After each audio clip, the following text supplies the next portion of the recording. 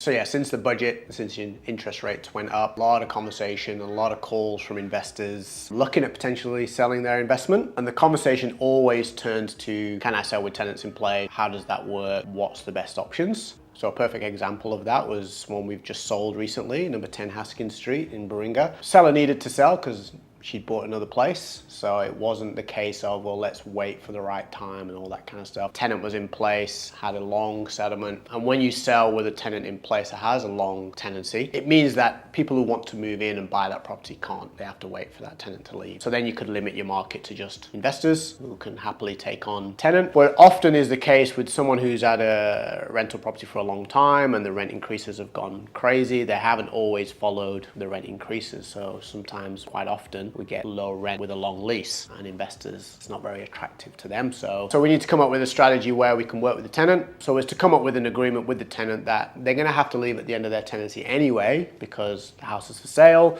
We'll find you another rental and give him plenty of time to find that rental. He doesn't have to rent for us. He can rent anywhere. He can leave whenever he wants. So we had these agreements with him in place, all in writing, forms signed, which gives him the confidence that he's going to go find another place and not be homeless. Also gives the seller confidence that they can sell to an open market. And then we've got time to get all that done with the buyer, with the tenant, with the seller, and kind of got all that in agreement. So once he's gone, then the buyer can move in.